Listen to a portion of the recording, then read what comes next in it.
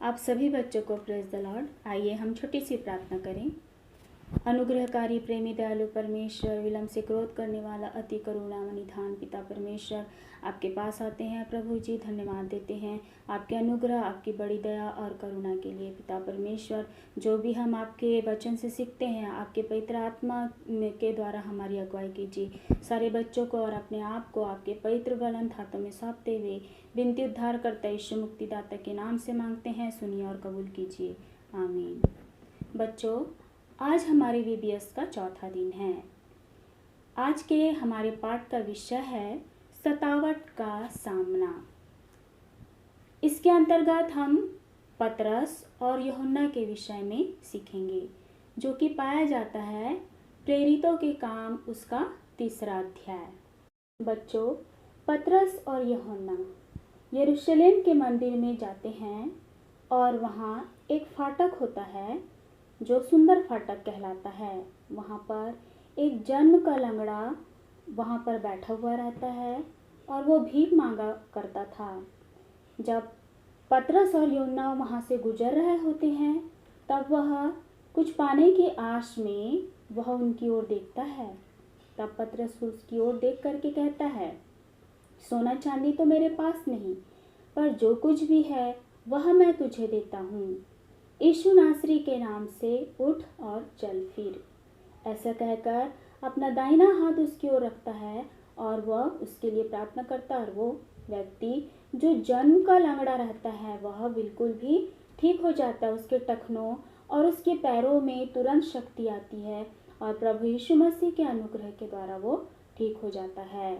और ठीक होकर वह परमेश्वर की बड़ाई करता है, उछलता कूदता है बड़े ही आनंद पूर्वक। और जितने भी यरूशलेम के बाहर जो लोग थे वो इस दृश्य को देखे और वहाँ पर परमेश्वर के ऊपर उन्होंने विश्वास किया। बच्चों, इसी तरह से हमारा जीवन भी अपने परमेश्वर पिता के विश्वास में गुजरना चाहिए। ये बात होते होते पूरे यरूशलेम में फैल जाती है और वहाँ के जो महायाजक रहता है, वहाँ का जो सरदार रहता है और सदूकी रहते हैं, ये बात उन तक भी पहुँच जाती है। और जब उनके तक ये बात पहुँच जाती है तो वो पतरस और यूहन्ना को धमकाते हैं और कहते हैं कि तुम दोबारा प्रभु यीशु मसीह के नाम से यहाँ कुछ भी कार्य ना करना। फिर से वो यरूशलेम के मंदिर में जाते हैं और अपने प्रभु यीशु मसीह के कार्य को लोग करते हैं। उन्हें किसी का डर और किसी का भय नहीं रहता है।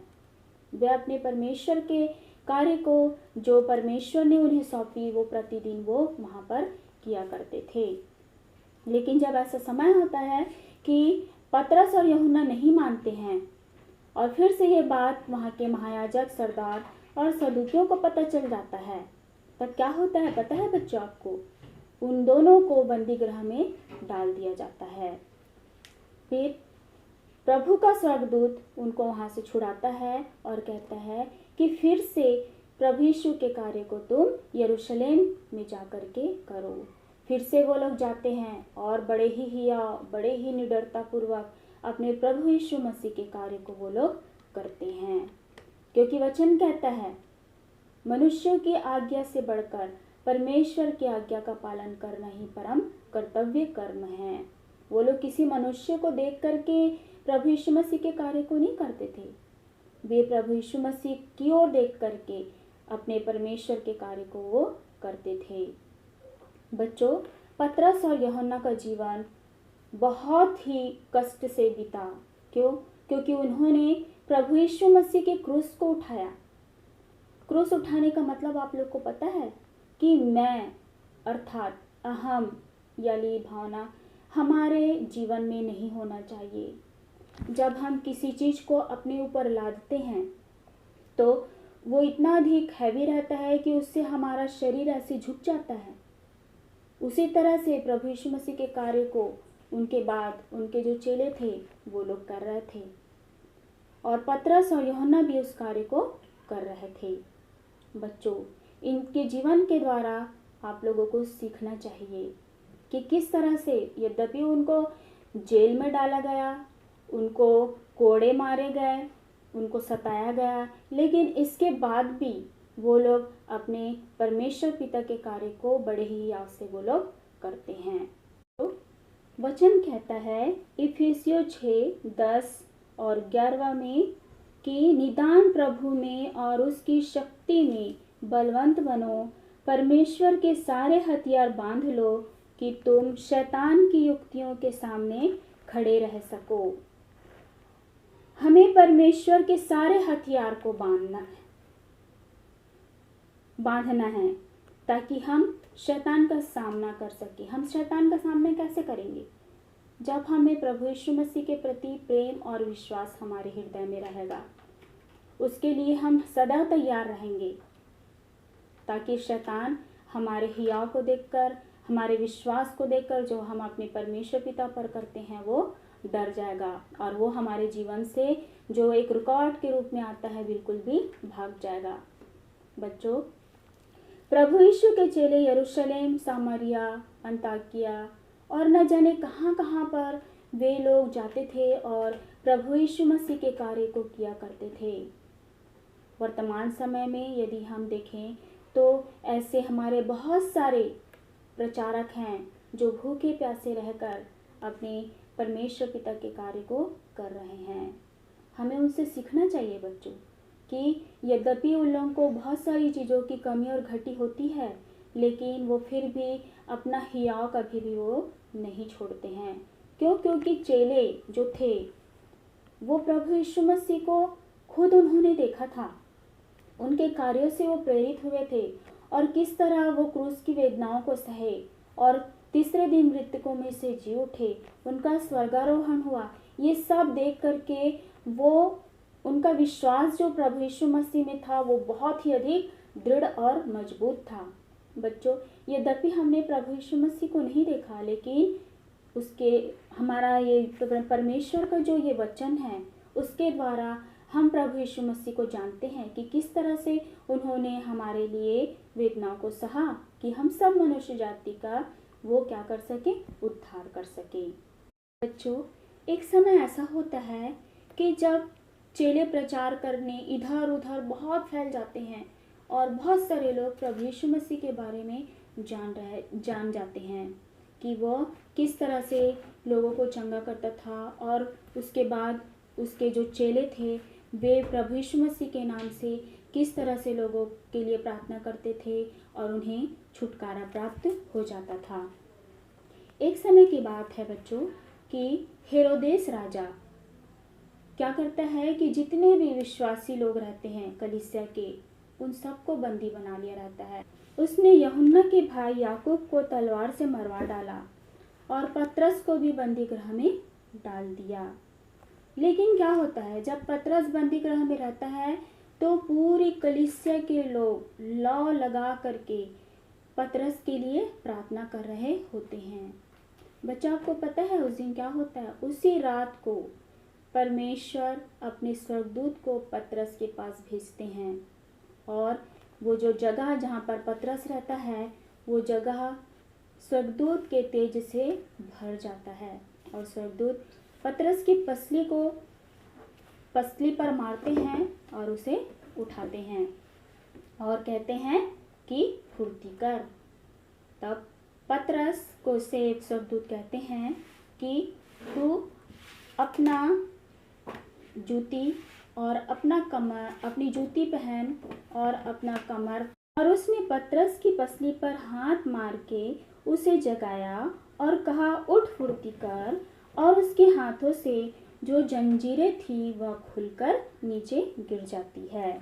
बच्चों, आइए हम पढ़ते हैं प्रेरितों के काम 12वां अध्याय उसका 8 से। तब स्वर्गदूत ने उससे कहा, कमर बांध और अपने जूते पहन ले। उसने वैसा ही किया।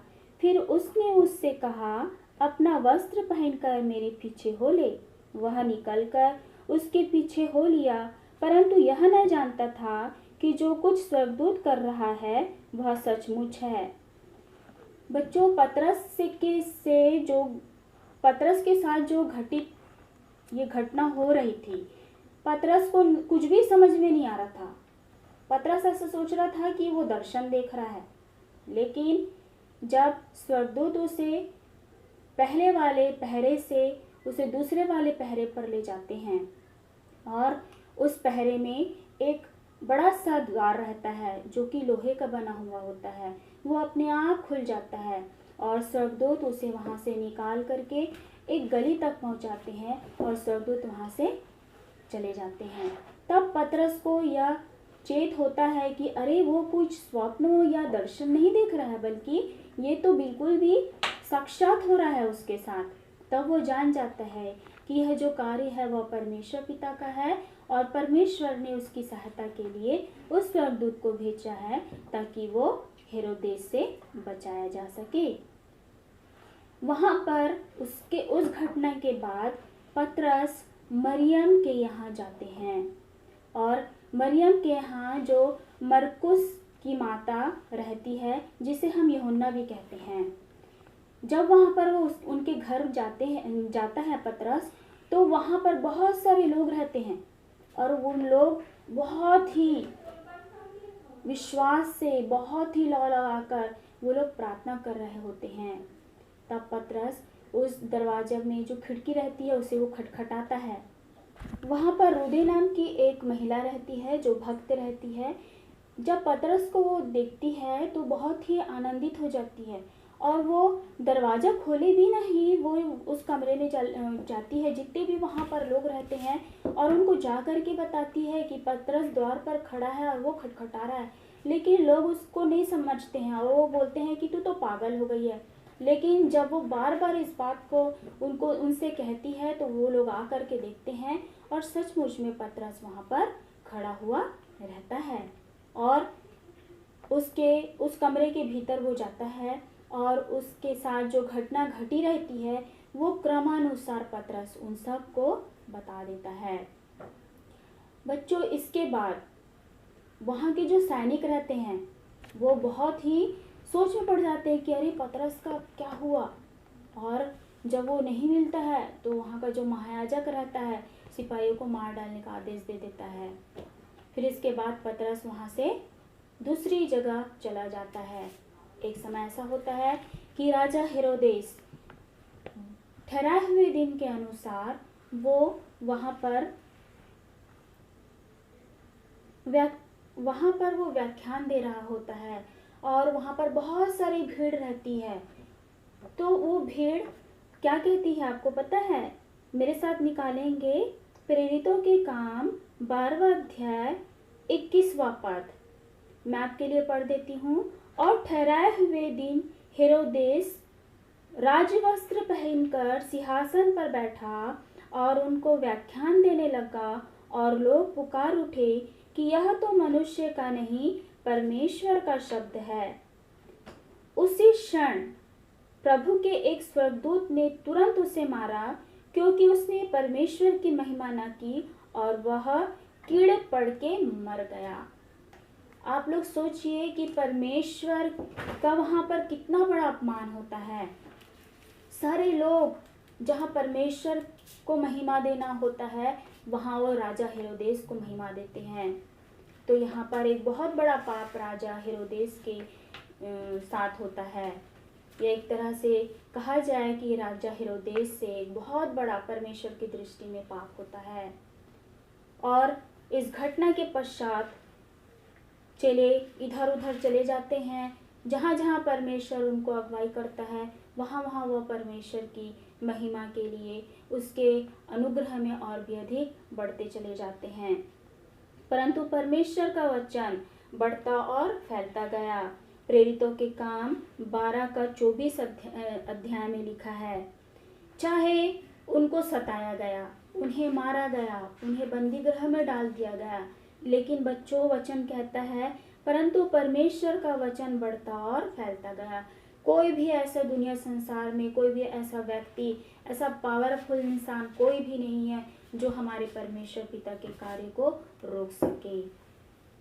अंत में बच्चों, मैं आप लोग से यही कहना चाहूँगी कि आप लोग भी पतरस के और यूहन्ना के समान बनिए। ठीक है, हम प्रचार करने बहुत दूर दूर तक के उनके समान नहीं जा सकते, लेकिन हम एक छोटी सी शुरुआत अपने आसपास पड़ोस में, अपने दोस्तों के साथ भी हम कर सकते हैं। प्रचार करने का मतलब बहुत दूर दूर जाना नहीं होता है। प्रचार करने का मतलब है हमें अपने प्रभु यीशु मसीह के उद्धार के कार्य को लोगों को बताना। उन्होंने जो हमसे प्रेम किया, उस प्रेम के विषय में हम लोगों को बताना। बच्चों, आप लोग का जीवन के द्वारा, आप लोगों के जीवन के द्वारा हर एक लोगों को यह दिखना चाहिए कि ये परमेश्वर के लोग हैं। और परमेश्वर के लोग कैसे होते हैं?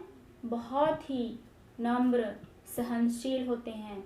हमको हर एक बातों में ध्यान देना है कि जिस तरह से वचन कहता है कि जिस तरह से प्रभु यीशु मसीह का स्वभाव था, वैसे ही तुम्हारा भी स्वभाव हो। प्रभु यीशु मसीह ने बहुत सारी वेदनाओं को सहा, लेकिन वो सिर्फ और सिर्फ यही उनका एक उद्देश्य था कि वो अपने परमेश्वर पिता के कार्य को, जो उद्धार का कार्य है, वो पूर्ण करके इस जगत से जाएं। और उनके जाने के बाद उनके चेले उस कार्य को पूर्ण किए। हम भी प्रभु यीशु मसीह के चेले हैं, हम भी उनके बेटे और बेटियां हैं, और उस कार्य को हमें आज भी पूर्ण करना है। बच्चों, आज का पद आप लोगों के लिए है 2 तीमुथियुस 2:12 अध्याय। यदि हम धीरज से सहते रहेंगे तो उसके साथ राज्य भी करेंगे। यदि हम उसका इनकार करेंगे तो वह भी हमारा इनकार करेगा। धीरज से सहना, हमें धीरजवंत होना चाहिए। वचन कहता है कि तुम धीरजवंत बनो। और क्या करना है हमको? यदि हम उसका इनकार करेंगे, हमें अपने प्रभु यीशु मसीह का इनकार कभी भी नहीं करना है। हमको जो हमारे हृदय में अपने प्रभु यीशु मसीह के प्रति प्रेम है, उस प्रेम को सभी के सामने प्रकट करना है, और उसके बेटे और उसकी बेटी बनकर हमें अपना जीवन व्यतीत करना है। हमें किसी भी सताव से नहीं डरना है कि हम यह ना सोचे कि सताव आने से हमारा जीवन नाश हो जाएगा। परमेश्वर अपने भक्त जनों की रक्षा करता है। जिस तरह से उसने यूहन्ना और पतरस की रक्षा किया, अपने स्वर्गदूतों के द्वारा उनकी अगुवाई किया, आज भी परमेश्वर जीवित है और वो अपने स्वर्गदूतों को हमारे निर्मित आज्ञा देता है कि जहाँ कहीं भी हम जाए वो हमारे संग साथ हो। तो बच्चों, आज का वचन यहीं पर ही समाप्त किया जाता है। हमारी अगली मुलाकात फिर से होगी। तब तक के लिए आप सभी को जय मसीह की।